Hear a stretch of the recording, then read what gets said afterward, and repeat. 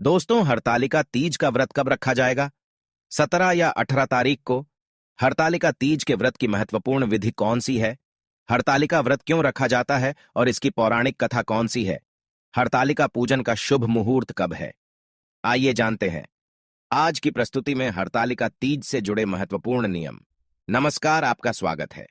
दोस्तों, सनातन धर्म में पति और पत्नी का रिश्ता बहुत ही पवित्र माना जाता है और पति पत्नी जीवन के अंत तक इस रिश्ते को निभाते हैं।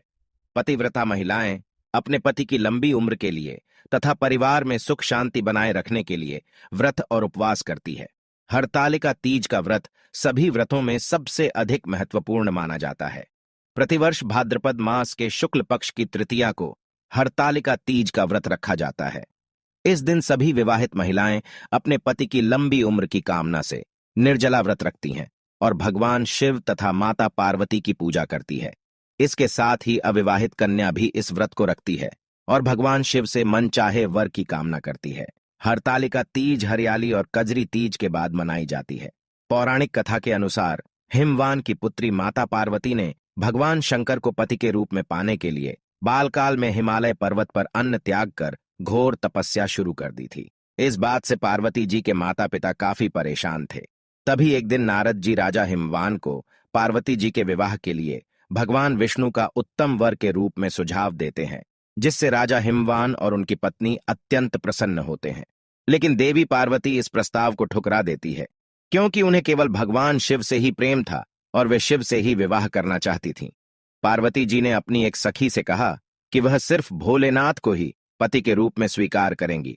सखी की सलाह पर पार्वती जी ने घने वन में एक गुफा में भगवान शिव की आराधना की। भाद्रपद तृतीया शुक्ल के दिन हस्त नक्षत्र में पार्वती जी ने मिट्टी से शिवलिंग बनाकर विधिवत पूजा की और रात भर जागरण किया। पार्वती जी के तप से प्रसन्न होकर भगवान शिव ने माता पार्वती को पत्नी के रूप में स्वीकार कर लिया था। तभी भगवान शिव ने देवी पार्वती को यह वरदान दिया था कि जो भी स्त्री भाद्रपद शुक्ल तृतीया के दिन व्रत रखकर उपवास करेगी, उसे मनचाहा वर प्राप्त होगा। जो विवाहित स्त्री इस व्रत को करेगी, वह कभी विधवा नहीं होगी और जीवन भर सौभाग्यशाली रहेगी। अब जानते हैं हरतालिका तीज का व्रत कब रखा जाएगा। ज्योतिषियों के अनुसार हरतालिका तीज का व्रत रखने के लिए 18 सितंबर का दिन शुभ रहेगा। 17 सितंबर के दिन 11:08 पर तृतीया तिथि आरंभ हो जाएगी, जो अगले दिन दोपहर 12:39 तक मान्य रहेगी। इस प्रकार से उदय तिथि को मान्य मानते हुए इस वर्ष हरतालिका तीज का व्रत 18 सितंबर को ही रखा जाएगा। इस दिन व्रत को करने के साथ शिव पार्वती की पूजा की जाती है।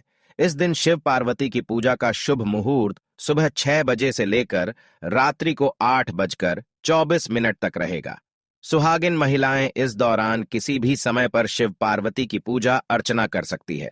इस दिन शाम को प्रदोष काल लग रहा है और प्रदोष काल में शिव पूजन का महत्व बहुत अधिक होता है। आइए अब जानते हैं हरतालिका तीज के व्रत के नियम।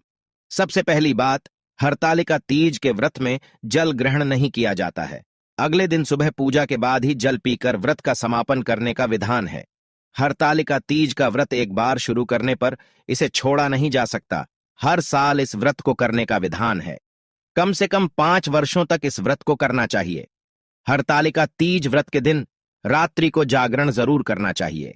रात भर जागरण करके शिव पार्वती की कथाएं, शिव पुराण का पाठ करना चाहिए। इससे शिव पार्वती अत्यंत प्रसन्न होते हैं। हरतालिका तीज व्रत के दिन पति पत्नी को शारीरिक संबंध नहीं बनाना चाहिए। इस दिन दोनों को ही पवित्र रहना चाहिए, अन्यथा व्रत का खंडन होता है। तीज के व्रत के दिन महिलाओं को श्रृंगार करना चाहिए। इस दिन मांग में सिंदूर जरूर लगाना चाहिए। इससे माता पार्वती अत्यंत प्रसन्न होती है। हरतालिका तीज के दिन काले रंग के वस्त्र नहीं पहनने चाहिए। इस दिन महिलाएं काले रंग की साड़ी न पहने, ऐसा करना अशुभ होता है। साथ ही महिलाओं को सफेद रंग की साड़ी भी नहीं पहननी चाहिए। इस दिन लाल, गुलाबी अथवा हरे रंग की साड़ी पहनकर ही पूजा करनी चाहिए। ये रंग सौभाग्य के प्रतीक माने जाते हैं। आइए अब जानते हैं हरतालिका तीज व्रत की पूजन विधि। हरतालिका का तीज व्रत 18 सितंबर को ही रखा जाएगा।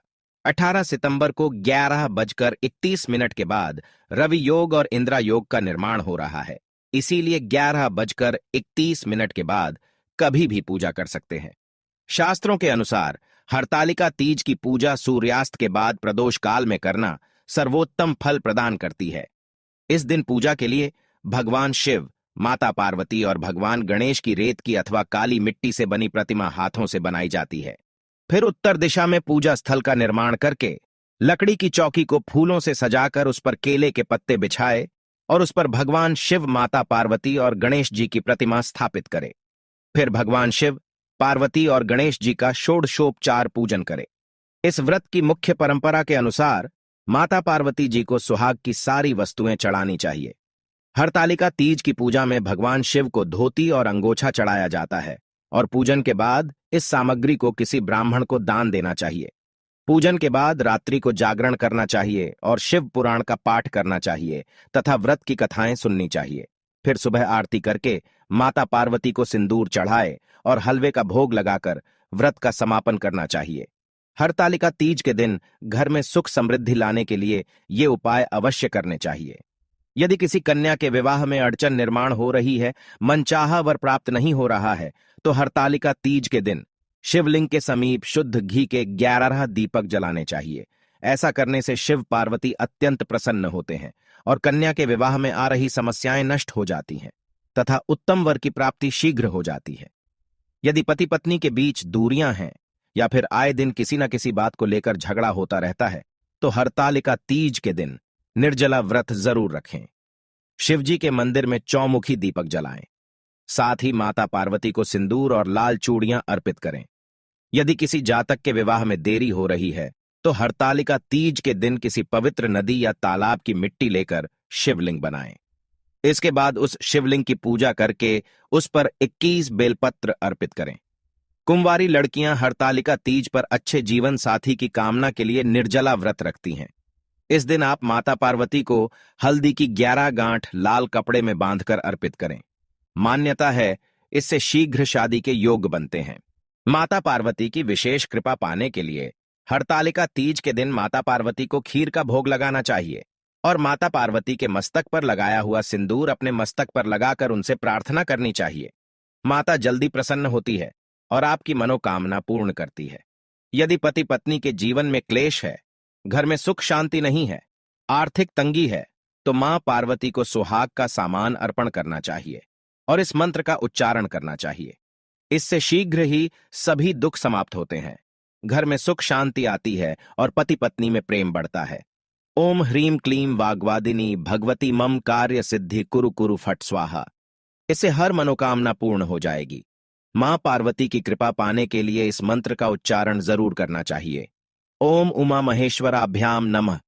इस मंत्र का प्रयोग करके इस दिन 11 माला का जप करना चाहिए। मां शीघ्र ही प्रसन्न होती है। तो दोस्तों, इस प्रकार से हरतालिका तीज का व्रत रखकर माता पार्वती और भगवान शिव की विधिवत पूजा अर्चना करें। उम्मीद है आपको यह जानकारी अच्छी लगी होगी। वीडियो को लाइक जरूर करें और कमेंट में ओम नमः शिवाय और जय मां पार्वती जरूर लिखें। साथ ही चैनल को सब्सक्राइब करें। आप सभी का धन्यवाद।